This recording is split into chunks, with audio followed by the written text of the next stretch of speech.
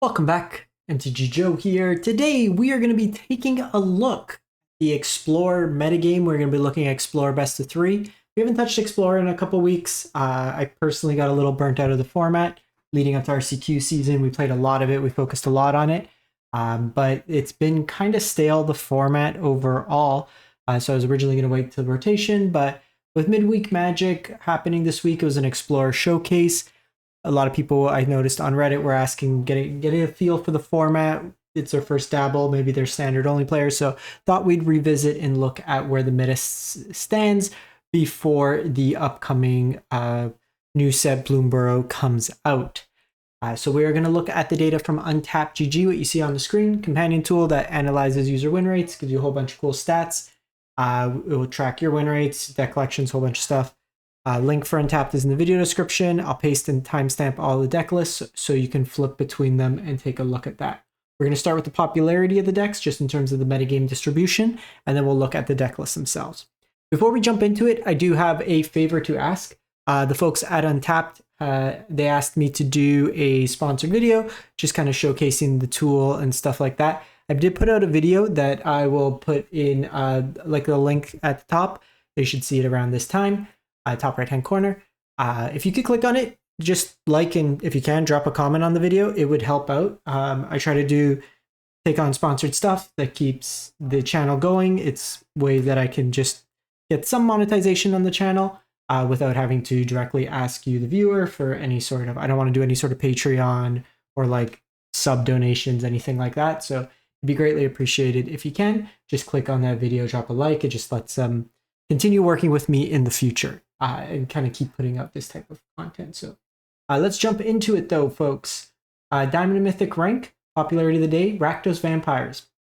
The only double digit in terms of popularity, 26% metagame share. So about a quarter of your games will be against those Soren and friends. For midweek Magic, they actually called the deck Sorentel, which was kind of funny. We have Izzet Phoenix at about 6%, Azorius Control 6%. Amalia about 5, Mono Black Waste Not 4, Spirits 3, Wizards 3, and Sacrifice just a shade above 2. So pretty flat, all things considered. Vampires actually peaked at about 36, almost 37%, kind of came back and normalized. We've seen Azorius kind of bounce up and down, 18 to 12, like up to high double digits in terms of like the teens, and then kind of back down, and we've seen it kind of fall since then. It's kind of interesting. We've seen Rakdos kind of be that dominant deck, all things considered. It's a little easier to play than some of these other decks that are a little bit more convoluted. My Gruel Burn, my love, my paper deck is not doing so hot in terms of popularity, in terms of play rate right now. But we'll look into it. So Diamond Mythic rank, 6,600 games of best of 3 Magic were played. The highest win rate deck to go along with its highest metagame distribution, Rakdos Vampires. 81% win rate for this particular list. Now, the variable that you'll see in a lot of the lists is at times the 4-drop slot. Archfiend Dross, while not being a vampire, provides a very efficient beater to close the game out pretty quick. With an uptick in mono green devotion, this allows you to tack in and kind of race them in that regard. It makes it a little bit stronger. It's another tough thing for Phoenix to deal with. So it's a way to kind of beat them at that range there. The rest of the deck, you have a lot of disruption early, fatal pushes, Thoughtseize, duress. You have 3 Dusk Legion Zealots. It's a vampire, draws you closer to the combo, and with Soren, you could fling it at your opponent for 3 damage and 3 life. Blood Tithe is removal, plays really nice with Fable. Go for the Throat as the choice of 2 mana removal. You'll sometimes see Sheoldred's Edict. You can see just varied 2 mana pieces of interaction there. But the main combo, if you would, of the deck, you play Soren Impervious Bloodlord, you -3, you put Vein Ripper. Your opponent just looks at it and is like, damn, that's a creature. And then you just kind of beat down with them. 4 Mutavault in the mana base as a creature land. Your sideboard, you have Duress for the, at times, the mirrors, the blue-white control decks, any sort of kind of more mid-rangey control style strategies. Grafdigger's Cage is useful against Phoenix. It's useful against Amalia Combo, anything that's trying to cheat into play. Dampening Sphere can be brought in against Phoenix. Can also be brought in against the mono green Nykthos deck, which kind of neuters their mana base. Bankbuster for the grindier matchups and licensors for graveyard decks. Liliana, again, similar cases to Duress, the control-y style matchups. And then Path to Peril for Amalia. any sort of the small aggro creature style decks. You're basically just casting this as a 3 mana sweeper for mana value 2 or less. You can technically cast it for its cleave cost with the treasure that Fable makes, but you're not actively playing white mana to support it. Mono green Rakdos Devotion is back, 77.8%. So we're not doing Karn things. What we're doing is leyline, huge mana things. So you're still leveraging Rakdos Shrine of Nyx to cheat in terms of your mana. You're building up Devotion, and the way you're doing that is through Leyline of the Guild Pact. So ideally, if you get this in your opener, it allows you to generate huge amounts of mana with Rakdos from the 4 Devotion it adds. With Kiora in play, you can tap on tap mana. Storm the Festival helps you kind of dig into stuff. But kind of the core engines of the deck, Kiora with the tap on tap helps you draw cards when you play power with creatures power 4 or greater. Outcaster Trailblazer mimics this ability with drawing you cards. You can plot it and kind of cheat it into play on so you can plot on turn 3, and then turn 4 you can play it and then cast Cavalier of Thorns with the mana that you get. So you kind of get that kind of pseudo combo there. Once you generate huge amounts of mana, you can win the turn by having Uvenweld Oddity in play and then transforming it, giving all your other creatures trample and haste to kind of blitz your opponent. Your sideboard, you have access to pick your poison, very good against artifact, enchantment, and notably Vein Rippers. Another thing with the vampires list, just with pick your poison, this is a flyer, so it kind of insulates your Vein Ripper. Tail Swipe is a fight spell that can be used for the Amalia deck, Stone Brain for combo decks, Licensors for graveyard hate, Obstinance Baloth for heavy discard decks, or more aggressive decks. Cityscape Leveler is just catch-all removal spell, kind of creature typed on. And then Emrakul, you can take over your opponent's turn and kind of beat them that way there. We have a return of Rakdos Sacrifice, 74%. So your tried and true classic Cat Oven. So the combination of Cauldron Familiar, which is Oven, lets you loop and kind of ping for damage. Pair that with Mayhem Devil, you get a lot of incidental damage. This deck also has things like, I call them the Yoink cards, Claim the Firstborn, as well as Furnace Rains to steal your opponent's creatures that you would then sack the effects like the Witch's Oven or Village Rites or Deadly Dispute style effects. Fable, Bloodtide Harvester, Voldaren Epicure, they make the blood tokens, which all kind of sacrifice. There's a bunch of synergy with the deck. Crocs is a way to kind of come back from the graveyard. Shingon the Companion, Soul Guide for graveyard hate, Thoughtseize for more hand hate, notably 2 in the main. Just be mindful when you're crafting these. If you don't have them already, just use the rares. You don't need to use mythics to craft them. Blot Out for Vein Rippers, big things. Atraxas, Furnace Rains to steal stuff. Go Blank for the control matchups, or mid-rangey control, as well as Phoenix, you can exile the graveyard. Volgan's Command, Artifact Hate, just a flexible kind of for the mid-range battles. And then Omnixus for the control style matchups. Then go to Mono Red Wizards. So this one's at 70.8%. So a lot of standard cards. So if you're looking to get into the format, this is a good bridge deck if you already have the Mono Red standard deck. So you have your Slick Shots, you're adding Get2 Lava Runner, which is uncommon. That plays with the Wizard's Lightning. That gets a cost reduction to just be basically Lightning Bolt. You have a Wizard, Soulscar Mage in here, also a Wizard. Monastery Swiftspear, just a hasty threat. You still have your Pump Spells, the Burn Spells, Kumanos. Screw the Critics as a burn, Light Up the Stage for card advantage, as well as Case of the Crimson Pulse. You have Red Cat Malir for the mirror, Magebane Lizard for control, or Phoenix, Whirling Vortex for Quintarius combo, control, stuff like that. Grindier matchups, you have Case, Amalia, you have Ferocidons, which Stalker Frenzy for Sheoldred and friends. I will say, I played the Gruul version for the qualifier. So there's the Gruul kind of Slick Shot, and there's the Gruul Wizards deck. The Gruul Wizards deck is largely this deck, but you're playing. You have access to, at times, protection spells if you want, like Blossoming Defense. You also play, instead of like the Light Up the Stage effects, you can play Questing Druid. But the big thing in the sideboard, you get access to Pick Your Poison, which is very good in the Vampires matchup. It is worse into the Mono Red Mirror because your mana base is a little bit more painful, but I do like it against the Rakdos deck a little bit more. So then we go to it's Azorius Control, but it's the Azorius combo deck. So for the qualifier weekend, the best of one, I actually qualified with this deck, and now people are playing it in best of 3. But it is a kind of janky-esque engine combo deck. So 9 lives is usually seen played with Solemnity, which prevents you from getting counters on it. But notably, in this deck here, you're not trying to prison lock out your opponent.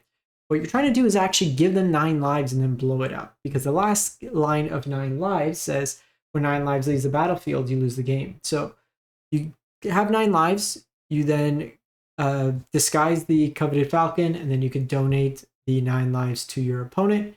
You could also do it with 9 lives, getting the 9th counter on the stack, and then donate it to them that way there. But what you do is you donate it to them, and then either Cleansing Nova or Farewell away, and kind of get it that way there. The rest of the deck is just a blue-white control deck. Dolphin's Vetoes, Get Lost, No More Lies, bunch of card advantage, temporary lockdown is removal, Behold the Multiverse, as well as Memory Deluge for card advantage, as well as Dig Through Time.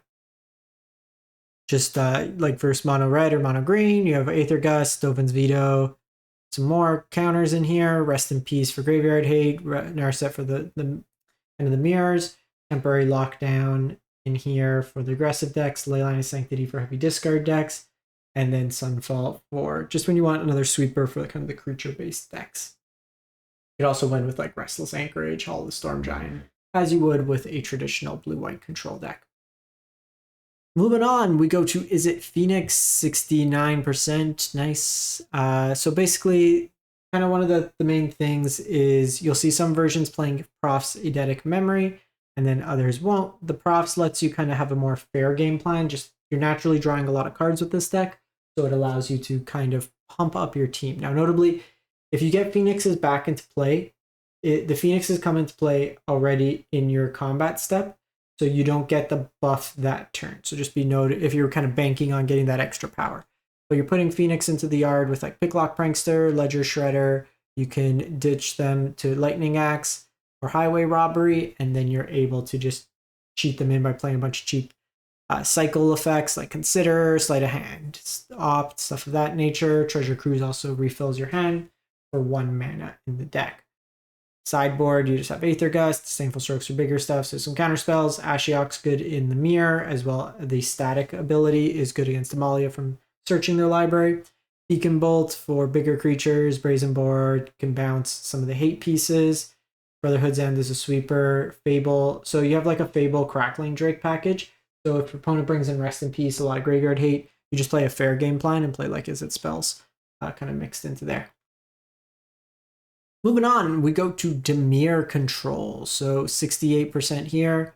So this is the big thing Dimir got with Deadly Cover-Up is a catch-all sweeper. We've seen Extinction Event, Languish, kind of these 4-mana situational sweepers. Deadly Cover-Up is very strong at clearing up the board, and it also can just be hate pieces. So you can like exile Amalia, and now they can't combo out that way there. The deck's got Cling to Dust as Graveyard Hate, just a bunch of removals, 3 steps ahead as counters, just like card draw counters, Narsets. You're winning with Shark Typhoons in this deck pretty much. There's Restless Reef in here, and then Hall of the Storm Giants. You do have the Gyre Reach Sanitarium Narset combo, so each player draws a card and then discards a card, but Narset prevents your opponent from drawing multiple cards. So if they've already drawn a card for their turn through their natural draw step, you can force them to discard, which is kind of cool. Thoughtseize, just in the control-y style mirror, stuff like that. Blot out for the big stuff. Chronohost Sea Shark. Your opponent's naturally going to board out removal, so you bring in these additional threats. Go blank for hand hate, as well as graveyard hate. Some counters, sweepers, then Kalitas for the more aggressive decks. You can bring it in to kind of gain some life and just be another win condition. We then go to the aforementioned, we've mentioned it, but the Amalia Combo deck. This is a very strong deck, can win the game on turn 3.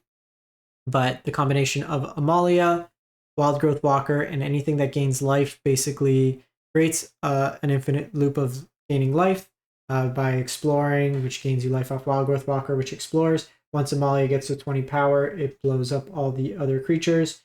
So you play like Luminarch Veteran on 1, or like Selfless Savior, you play Amalia on 2, Wild Growth and a way to gain life, and then you win the game that way there. The deck features a bunch of different ways to find the combo between Quarter Calling, Collected Company, and then more recently they've started to play Lively Dirge. So you can, for 5 mana, search for library for a card, put it into your graveyard, then shuffle, and then return 2 creature cards with mana, total mana value 4 or less from your graveyard. So helps you find your missing combo piece and then reanimates it that way there. When you gain the life, if you can't kill that turn, you can set it up so to just basically put Aetherflux Reservoir on top of your library, then cast that with all the life you've gained, and then just fireball your opponent that way there. Sideboard's got removal, hate pieces. You can hate on pieces for Thavar Might, Tameo Safekeeping for protection, hand hate, removal. The Mirror, Knight of Dusk Shadow stops your opponent's life gain. Haven Interrupter's disruption effect against control of Liliana, and then just more removal with Skyclave Apparition. Notably against like red base decks, you'll see Rampaging Ferocidon, so you want to wait to kind of get around that anti-life gain effect. Moving on, 5-color Niv. So this is Niv Mizzet Reborn. So the deck in Pioneer is Niv to Light. So you play Bring to Light. This format doesn't have that. But it is, this version here is a mashup between the Enigmatic Incarnation deck and the 5-color Niv Mizzet deck. It's a Yorion Companion. Notably, it's showing this alchemized version, but Fire Inventions is the regular 4 mana cost. So you use a bunch of enchantments in this deck. Things like Fable and Mirror Breaker, Path of the World Tree, that you can sack the Enigmatic Incarnation and kind of help you tutor stuff. You have Omnats in here, Niv Mizzets help you find all these multicolor spells. Ancient Cornucopia helps you ramp, and then with all these multicolor spells gains you a bunch of life. You have Atraxas, Leyline Bindings, basically 1 mana removal, cheap removal with like Lightning Helix, Vanishing Burst, and mixed into there. You have these big creatures that you can give lifelink with Deafening Clarion. Some interesting inclusions, kind of merging these all together. It is like I said, is an interesting deck. I think you can get away with probably just playing the kind of more stock version. Obviously, Fables can't be found, but it helps you ramp, set up your draws, stuff like that. Sideboard's got counterspells, Hand Hate, Weathered Runestone, for any decks that's trying to get stuff out of your graveyard or libraries, Temporary Lockdowns for removal, Leon Sanctity for heavy like Hand Hate, and then Coma for heavy counterspell decks.